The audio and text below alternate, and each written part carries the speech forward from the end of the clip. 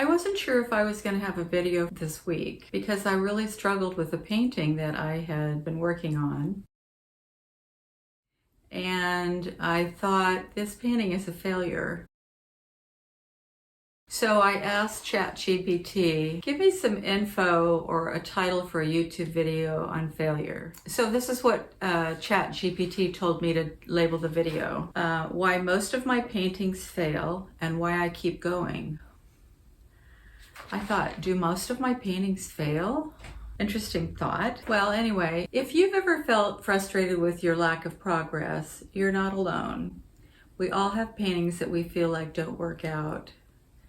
And sometimes I make a video of a painting that I'm not 100% pleased with, but I'm trying to show people who are trying to learn how to paint. But, you know, part of that is there's kind of a false image on social media of painting success. There's some really good artists on social media who have painting channels, and it seems like everything they turn out is golden. But even experienced painters will paint duds. For instance, what sent me on this rabbit hole of talking and thinking about failure is this painting. And I worked on it quite a bit. And I sent it for a critique to a friend of mine. And she immediately pointed out that I had 4 objects in my painting instead of 3.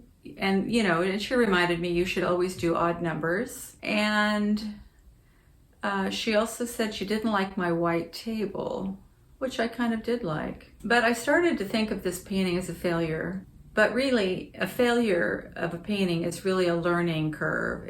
The things you learn from every painting makes all paintings worthwhile. And there are aspects of this painting that I really like. But what I felt like was going on was this dead end on one side of the painting. It was like the curtains fell, a little bit of the wall, and nothing was going on. And everything of interest was on the right-hand side of the painting. So I recently gave it to a friend. Actually, yesterday I gave it to a friend and I asked him, can you please cut off 4 inches of this painting? And when I get it back, which will probably be this next week, I think what I'm going to do is I'm going to cover up this apple and I'm going to decide, do I want to put maybe a couple apples closer to the pot? Do I want to leave it blank? I do think it needs something else. Maybe I'll put a few more grapes. So maybe this painting's not a failure. And failure is not a sign of lack of talent. It's just the process. So my personal estimate, I did this critique the other day of my paintings, and I think the ones that I pointed out were not exactly what I would consider successful. But if you look at this wall, so let's talk about success. I've got 8 paintings on this wall. Of these paintings, personally, I think 5 are a success. I like this top one, and I think it's successful because of the composition. I think this painting is less successful. I think it's a little bit boring. This painting, I don't know, someone might like it. This painting, I think the waves are too white. This painting, I really had a lot of fun painting it. So I think that's a success because I really enjoyed it. And this painting, I think, is a success. This painting, I think, is a success. And this painting, I think, is a little bit, not too much going on. So of all these paintings, I think 5 are successful. But you know what? Sometimes people buy my paintings, which I don't think are successful. It's kind of weird. So I think what defines success for me is a good composition. That's the main one, a good composition. And I really have trouble with composition. And sometimes my compositions, you know, I just don't know why it's like I still struggle with that. Anyway, failed paintings are just for growth. They teach you. And the more you paint, the more you'll find that some paintings just paint themselves. And they just work out.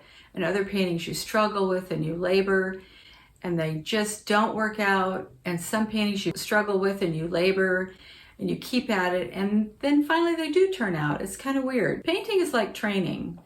Every attempt strengthens your skill.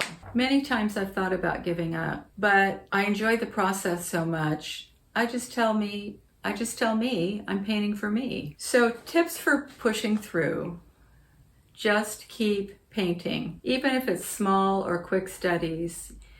And paint things that you know are not going to be put up for sale or showed to other people. You just know that you're doing it for you and you're trying to learn and get better. Detach your self-worth from the outcome. You have potential.